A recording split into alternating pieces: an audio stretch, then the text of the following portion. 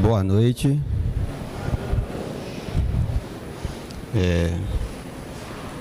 Primeiramente, vamos agradecer a Jesus, não é isso, nessa noite.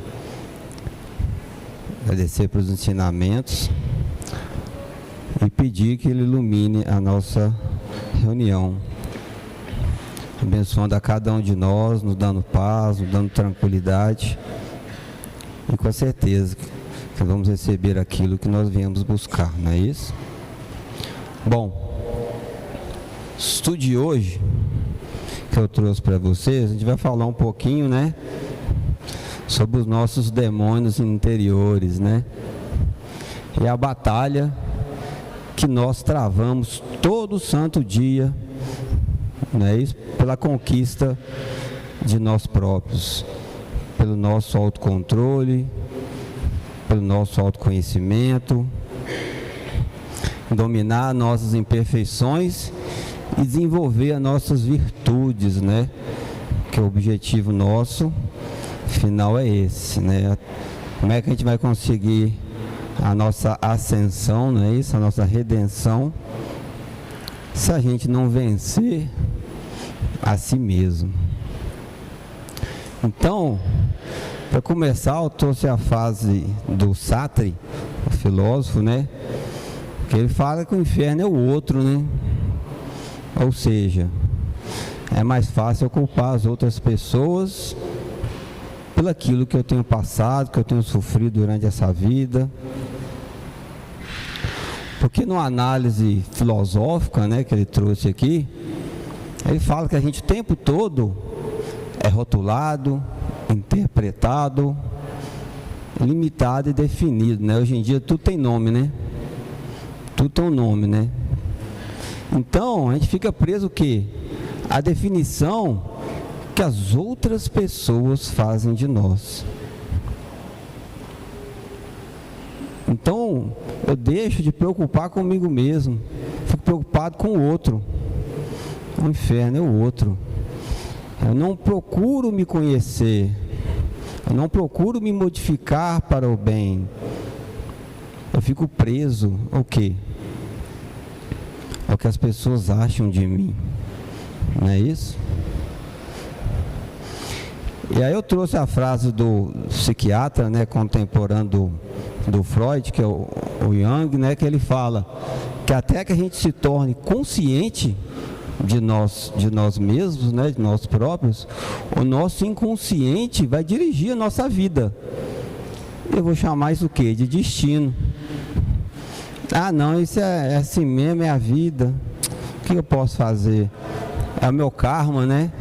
Mas eu não procuro me conhecer. Eu não procuro tomar consciência daquilo que realmente eu sou e do que eu preciso mudar. Do que eu tenho que fazer para quê? Para a minha redenção. Porque a melhora, ela é minha. Não tem que preocupar com o que o outro pensa, o que vai acontecer. Eu tenho que buscar o meu agora. O que eu posso fazer no meu próximo passo, na minha próxima atitude, na próxima palavra que eu vou proferir, não é isso? Que pode ser uma palavra de consolação e também pode ser uma palavra, não é isso? De ofensa. Então, muitas pessoas acreditam vivendo o que? O destino, mas na verdade estão obedecendo forças internas que elas nunca examinaram. Nossos sentimentos, nossas emoções, aquilo que eu deixo que me controle, porque eu desconheço aquilo. Então eu acho que é o meu destino, que é assim que eu tenho que ser mesmo. É o famoso, eu nunca vou mudar, né? Só que desde que o mundo é mundo, né? Está tudo em constante transformação. Então falar que você não vai mudar é bobagem. Aqui, ó. Olha o tamanho daquela menina. Daqui a pouco ela está de que tamanho? Tudo muda, gente. Não tem aquela frase do filósofo que entra no rio, quando ele sai, ele fala: eu não sou mais o mesmo homem, e o rio não é o mesmo rio. Já mudou. Então, os demônios interiores seriam o quê? Eles não são seres externos, não são castigos divinos, eles são conflitos não reconciliados dentro de nós mesmos. É o que eu quero e o que eu temo, o que eu tenho medo. Eu quero isso, mas eu não sei se vai dar certo. Então eu deixo de fazer. Eu me reprimo, porque eu não tenho confiança em quem? Em mim mesmo. Então, é aquela vozinha interior que está ali, faz isso, não faz aquilo, vai lá. Que a gente acha que é o quê? Que é o certo, que é o errado, né? Aquela brincadeira do anjinho, do demônio, não é isso? Falando lá de fora, quando eu tenho que saber o que eu quero da minha vida. Não o que o outro acha, ou viver em certezas. Eu tenho que ter as minhas certezas. Porque eu tenho o quê? Desejos. O que é que move o homem, não é isso? Seus desejos, seus interesses. O que eu quero para mim, hoje, agora, não é isso? É o que me move. E aí eu faço o quê? Escolhas. E é nessa parte aqui que eu peco, não é isso? Onde eu escolho errado. Então, e se o inferno não for um lugar, mas sim o quê? Um estado de consciência, um estado de alma. E se o diabo não vier de fora, mas nascer dentro de nós, quando o quê? Quando eu perco o meu autocontrole, o governo de mim mesmo. E a palavra governar, na sua origem, quer dizer pilotear a si mesmo. Eu sou o capitão do meu navio. Quando meu navio está furado, não tem vela, eu estou ao sabor das marés. Como diz na historinha do País das Maravilhas, né, que o gato fala com a Alice, para quem não sabe onde vai, qualquer caminho serve. Ela falou, onde você vai? Não sei. Então qualquer caminho serve. Então eu tenho que tomar direção na minha vida. Eu começo a dar propósito naquilo que eu tenho feito. Então, se o inferno for justamente viver o quê? Fechado em mim mesmo, na minha própria consciência, aprisionado nos meus pensamentos, do que eu posso, do que eu não posso, do que eu devo, do que eu não devo, do que eu fiz e do que eu deixei de fazer. Então, se isso é verdade, então o inferno não começa depois da morte, não. Ele começa o quê? Quando eu perco o governo, que eu perco a direção do meu navio, que eu não sei para que lado que eu estou indo. Então, qualquer lado serve. Eu perco o meu propósito de viver. Eu não entendo por que eu estou aqui. Tudo parte disso. O que eu estou fazendo aqui? Não é aqui no centro, não. É nesse mundo aqui. Qual que é o meu propósito de vida? Excluindo as coisas materiais, logicamente, não é isso? Que a matéria fica aqui. Mas a gente quer, como o pai Joaquim fala, viver o quê? O pau e pedra, né? Pau e pedra não leva não, gente. Fica tudo aí. Então, o Espírito, ele leva consigo o quê? O que ele é. O que eu sou aqui é o que eu vou ser do lado de lá. Eu não vou virar santo nem demônio, eu vou ser o que eu sou aqui agora. Não vai mudar. Eu vou pensar da mesma forma que eu penso agora. Rapaz, fulano morreu, não virou santo. Não existe, gente. A mesma pessoa aqui, a mesma pessoa lá. Mudou por quê? Eu vou sentir as mesmas coisas que eu sinto. Os mesmos medos, as mesmas incertezas, as mesmas aflições, as mesmas alegrias.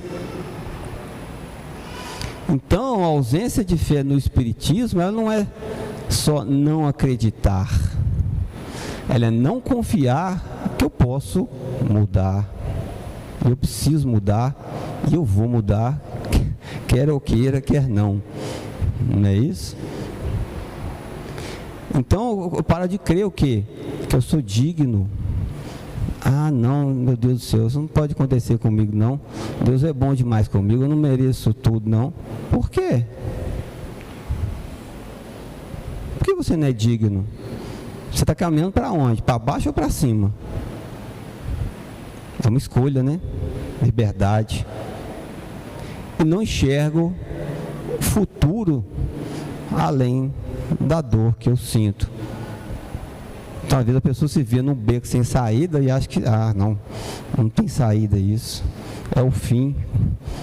O moço falou uma vez, brincando para ele, isso é o fim. Ou seja, eu preciso ver além da dor que eu sinto, do sofrimento que eu passo, da dificuldade que é a vida. Que a vida não é fácil não, gente, a gente sabe disso. Ninguém está falando que as coisas são fáceis. O Espiritismo, ele deixa isso bem claro. A estrada da redenção é íngreme, pedregosa e a porta lá em cima é bem estreita.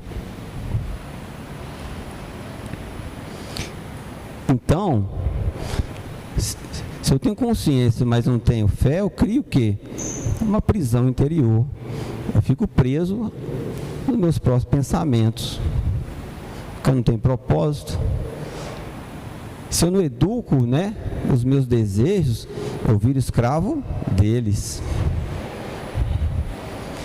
Se me orgulho, não tenho humildade, eu me isolo.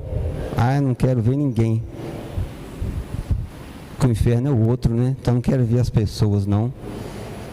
Então o nosso erro é o qual? É achar que vencer os nossos demônios interiores é destruí-los. Mas na verdade nós temos que iluminá-los. Porque como diz na Bíblia, a vela é para colocar sobre o candeeiro. A luz é para ficar aqui em cima. É para esconder debaixo do alqueire, para enfiar, para ninguém ver. E como diz aquele ditado, não é isso? As palavras ensinam e os exemplos eles arrastam. Então eu tenho que dar o meu exemplo para que eu possa iluminar o que vem depois de mim. Ou o que está caminhando comigo já, Que ninguém anda sozinho. A gente tem a ilusão de que anda sozinho nesse mundo, Ninguém está sozinho nesse mundo não, gente. Então, eu trouxe o exemplo aqui de um livro do Tolstói, que conta a história de um jovem fazendeiro, que é o Irtenev, que era um homem culto, com ideais elevados e tal, só que ele se envolve, os nomes aqui são difíceis, são russos, com Stepanida, que era uma mulher casada, ou seja, se envolve com uma mulher casada. E aquela paixão louca, E aí, ele fala assim, não, gente, isso está errado, eu não posso ficar andando com mulher casada. Eu sou um homem moralmente correto, eu tenho que andar certinho. Eu vou largar essa mulher casada, o desejo que eu sinto por ela, aquela loucura toda, aquela coisa de adolescente, apaixonado.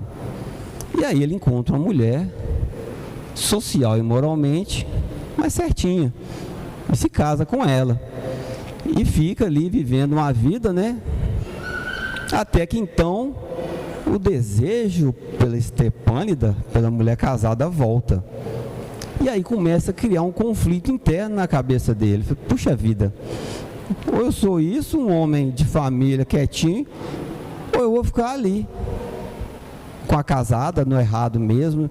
E aí ele começa a enxergar ela de uma outra forma, que o Tolstói chama de diabo no livro, Ele chama de diabo, ele vê a mulher como um demônio, que está atrapalhando a vida dele, que está jogando ele barranca abaixo. Ou seja, o meu inferno é o outro. Ele começa a culpar a mulher pelo descontrole que ele tem. Porque ele tem o quê? Um impulso não redimido, ele não tem controle sobre ele mesmo, sobre a carne, não é isso? Porque a atração é física. E aí, no final da história, o que ele acaba fazendo? Ele mata a mulher. Porque eu vou matar o diabo antes que o diabo me mate. Então essa história retrata o quê? a falta de controle que ele tem sobre ele mesmo e a falta de propósitos elevados, porque ele não conseguiu ser o certinho, porque não perdoou a ele mesmo, porque ele não entendeu e não aceitou que ele deveria lidar com as emoções, com os sentimentos que ele tinha, porque nós somos o que? Seres imperfeitos. Você não pode tentar e conseguir de uma vez ser o certinho, ser imperfeito, gente. Você tem que aceitar as suas imperfeições e trabalhá-las para que você possa desenvolver o que? Virtudes. Então o diabo no livro aqui, ele não é externo, ele não tenta de fora, ele já habitava o Irteneve, já estava ali na cabeça dele, mas ele culpou o quê? A mulher. Então o diabo ele é o quê? Segundo o livro, né? É um desejo mal direcionado, é uma moral falsa que não está equilibrada ainda. Eu não encontrei um meio termo, porque ou você fica com a mulher casada ali vivendo a vida errada, ou você vai ser um pai de família quietinho, ou você é uma coisa ou você é outra. Você não pode ficar, não é isso? Igual diz na Bíblia, que seu sim seja sim, que seu não seja não. Você não pode viver duas vidas, não é isso? Você vira a Deus e a Mamon. E a culpa dele sem perdão. Ele não conseguia se perdoar por sentir o que ele sentia por ela, aquela atração física fortíssima. E aí ele preferiu culpar ela e, como Tolstói conta na história, transformar ela no diabo, que é o nome do livro. Então, quanto mais puro ele tenta ser, mais o desejo domina ele, porque ele não tem o quê? Autocontrole. Então, o que a gente aprende no livro do Tolstói, né? Que o mal mais perigoso, né? Que o diabo ele não grita, ele sussurra aos nossos ouvidos. E ele não é feio, ele é bem bonito, bem atraente, bem sedutor. Não tem chifre nem rabo, não. E a repressão moral sem amor, ou seja, eu vou me reprimir, eu vou adoecer. Não é isso que o adolescente faz? Quando está apaixonado e a namorada larga, fica lá, não quero nada não. Fica esse aqui, um palito, né? Nem come. Por quê? Porque ele se reprime moralmente. E o inferno nasce o quê? Da tentativa de ser perfeito. Ninguém vira santo do dia para a noite. Não existe isso, gente. Você tem que aceitar as suas sombras. Então, para o Espiritismo, o diabo não é um ser. São espíritos imperfeitos dominados por paixões e ignorância. Não é natureza, é estado evolutivo. Não é isso? Espíritos imperfeitos dominados por paixão e ignorância. Tem alguém? Então, o verdadeiro campo de batalha que a gente vai travar é na nossa consciência, é aqui, ó. Então, como é que o mal age? Por sintonia, por afinidade, pelo desejo mal educado. O espírito obsessor, ele não vai te impor nada, ele vai te sugerir e vai reforçar o quê? Aquilo que você já tem dentro da sua cabecinha. É o famoso ditado, né? Empurrar o bêbado na ladeira é muito fácil. Só faz isso aqui, ó. Vai. O que o Irteneve estava? Completamente apaixonado. Não, aquela mulher é o diabo. É mesmo. Se você não pegar ela, ela vai te pegar. E ficou buzinando na cabeça dele, até ir lá fazer uma bobagem. Se ele cultivasse valores morais elevados, ele tinha resistido à tentação. Mas resistir à tentação, a gente sabe que não é fácil. Porque onde exige desejo desordenado, não há domínio, não há autocontrole. É a famosa perdição, não é isso? Então, o livro dos Espíritos nos ensina o quê?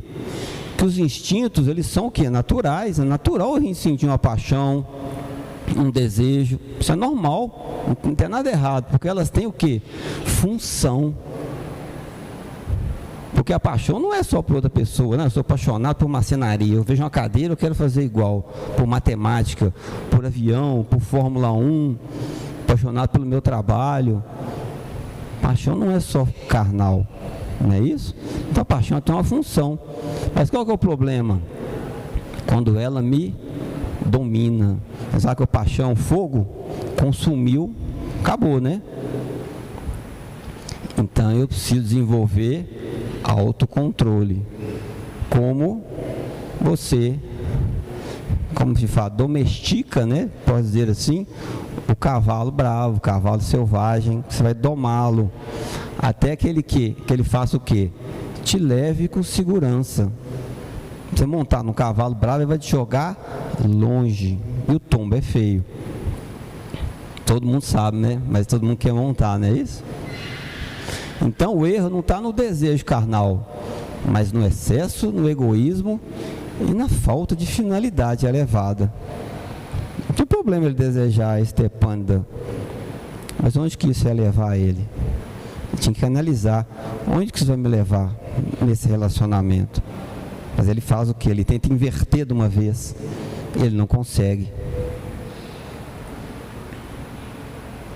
Então, quando a pessoa não se perdoa, vive em culpa, se reprime sem buscar a transformação e fica alimentando fantasias, não é isso que a gente faz?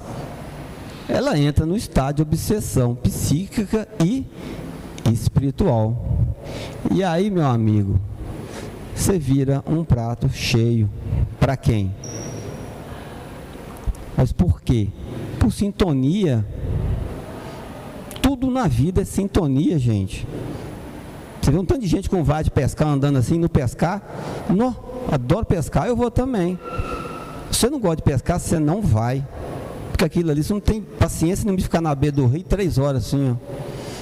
Mas você gosta, eu vou ficar ali conversando fiado, contando mentira, né? Que esse pescador faz, contando mentira. 5 horas contando mentira. Você vai se divertir ali como nunca. A pessoa passa com a Bíblia debaixo do braço, vai para a igreja evangélica, eu vou rezar.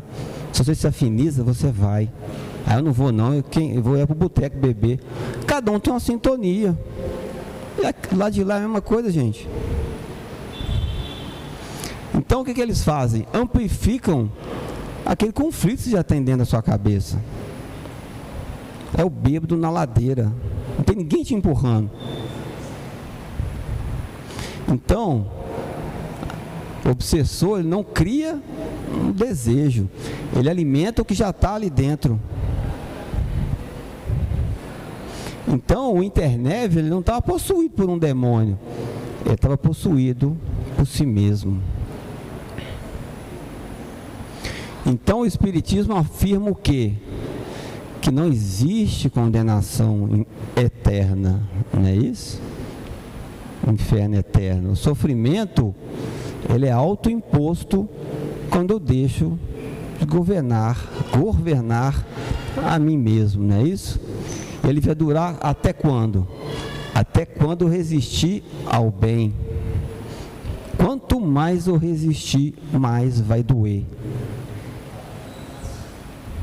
Eu tenho que me acalmar, tenho que me asserenar, eu tenho que rezar, pedir forças, não é isso que a gente faz? Então, quando o espírito desencarna, perde o corpo, as distrações e as máscaras, ele fica sozinho com a sua própria consciência, porque não tem mais matéria, é você e isso aqui, ó. Aí o que acontece? Se você não tem autocontrole, se você não sabe o que você quer, não é isso? Então nós somos responsáveis o quê? Pela nossa felicidade ou pelo nosso sofrimento. Céu e inferno não são apenas lugares, mas estados mentais, não é isso? Criado pelas minhas próprias atitudes, pelas minhas próprias ações. Mas é possível que eu corrija isso. Fazendo o quê? me dedicando à prática das virtudes preconizadas por Jesus. Olha ele aqui. Como que eu vou me salvar? Qual que é o caminho da salvação? Como é que eu saio desse estado mental? Como eu me liberto dessa prisão que eu mesmo me coloquei? É um buraco que eu estou cavando e eu vou me remexendo ali, cada vez fica mais fundo. Porque não é simples, gente. E às vezes sozinho eu não consigo. Por isso eu tenho que exercitar a minha fé, porque não é fácil. Não é simples. Então, agindo assim, eu controlo os meus impulsos e a negatividade. Eu ilumino a minha própria sombra, não é isso? Eu também tenho as minhas sombras, meus defeitos. Então eu me livro o quê? De sofrimentos que são desnecessários. Você não tem que passar por isso, gente. São escolhas que você faz todo dia, né? Eu falei segunda-feira aí que a distância do céu para o inferno é um passo. É o que você vai fazer, é em sequência. Não é longe, não. É mais perto que você imagina. Então, quem não se perdoa, fica escravo o quê? Da própria consciência. Você está lá preso com a chave na mão, só que você não está enxergando, porque você está absorto em pensamentos que não deveria estar, de raiva, de ódio, de ira, de incerteza, de arrependimento, e aí você faz a fila. Então eu trouxe a história aqui, quando Jesus foi para o deserto, ele enfrentou 3 tentações, não foi? Ele sentiu fome, aí o diabo falou com ele assim, ó, transforma essa pedra num pão. Aí ele fala, nem só de pão viverá o homem, mas de toda a palavra de Deus. O diabo manda se jogar lá de cima e que os anjos o segurassem. Aí que ele fala, não tentarás o vosso pai. Aí ele ofereceu o mundo, né? Ele mostrou, se ele se ajoelhasse, pedisse e tomasse o diabo como que fosse servo do diabo, não é isso? Aí Jesus falou, eu vou servir somente o meu pai e somente a ele. Ou seja, o mal raramente se apresenta como mal. Ele te oferece o quê? Atalho às suas necessidades. Ele vai sussurrar no seu ouvido aquilo que você mais quer. E se eu não sei o que eu quero, não é isso? Eu não sei para onde eu vou, igual a Alice. Para onde que eu vou? Qualquer caminho serve, qualquer coisa é bem-vinda, né? É o famoso cavalo dado, né? Então Jesus, quando ele vai para o deserto, ele não vai para encontrar com o diabo, não. Ele vai para lá para assumir a sua plenitude. Plenitude como humano, né? Que ele era, porque ele estava aqui encarnado. Então, no silêncio do deserto da alma, quando você estiver lá sozinho com a sua consciência, não é isso? Naquele silêncio solitário, você não vai conseguir fugir de quem você é, você não vai poder se esconder através dessas máscaras, né? Você vai realmente, é o famoso ver face a face, e nem vai conseguir disfarçar a sua dor, não é isso? É você e a tua consciência perante Deus. E aí, qual foi o maior milagre de Jesus no deserto? Não foi resistir ao diabo, não. Foi o quê? Permanecer inteiro perante a Deus. E é isso que nós temos que fazer.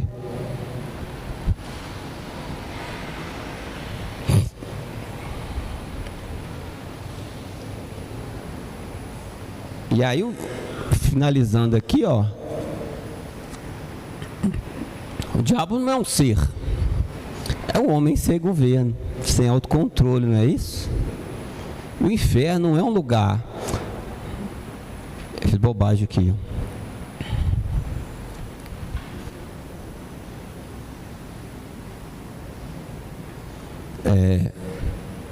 O inferno é uma consciência sem esperança, não é isso? E como que começa a salvação? Quando o desejo encontra o quê? Sentido. E a culpa que eu sinto encontra o quê? Perdão. Então, através do perdão eu encontro a minha salvação. Não é isso? Porque Deus não vai pedir perfeição. É o que o Iternev que tentou ser, né? O certinho. Ninguém vira santo do dia para a noite. Deus nos pede sinceridade, esforço e humildade. Não é isso? Porque o resto, gente, é o caminho, é o seguir o dia a dia, né? Então, nós temos que nos esforçar para entrar na porta que é estreita, porque larga é a porta da perdição, não é isso? E muitos por ela entrarão. Todo dia, né? E quando o pai de família fechar a porta, aí é o famoso pranto e ranger de dentes. E a porta fecha. Não tenha dúvida disso. E aí eu trouxe, né, para finalizar, Henrique VI, com a tragédia do Shakespeare, que fala que a nossa substância, né, a sua substância não está aqui. Pois o que você está vendo não é senão a menor parte, mais ínfima, da vossa humanidade. Mas se aqui estivesse toda a sua compleição, de tão ampla e alta estatura, vosso teto não seria o bastante para contê-lo. Ou seja, nós somos capazes de muito mais do que a gente acredita. A gente tem a capacidade total e plena, mas a gente tem que se esforçar para isso. A gente tem que procurar entender que a gente pode ser melhor dia após dia, que a gente tem que aceitar nossas imperfeições e procurar caminhar com Jesus, por mais difícil que seja, porque não é fácil. A gente passa por inúmeras coisas e acha que não tem capacidade, que não é digno, que não vale a pena. Como a gente vai desistindo aos poucos, né? Tem gente que desiste de uma vez, tem gente que desiste aos poucos. A gente não pode se entregar. Não é isso que na Bíblia fala que eu quero dar ao primeiro tanto que eu dei, eu quero dar ao último tanto que eu dei ao primeiro. Não tem diferenciação, gente. Desde que o arrependimento seja sincero. Pode ser o último da fila lá, opa, não pode entrar. Mas se se arrependeu sinceramente, né? Não é pela multiplicidade de palavras que serás atendido, mas pela sinceridade do coração. Então o arrependimento tem que ser o quê? Sincero. E aí, como eu falei agora há pouco aqui, ó, aí não tem máscara. Aí eu não vou esconder em lugar nenhum. Não é isso? É o famoso face a face. Então, muito obrigado, uma boa reunião a todos.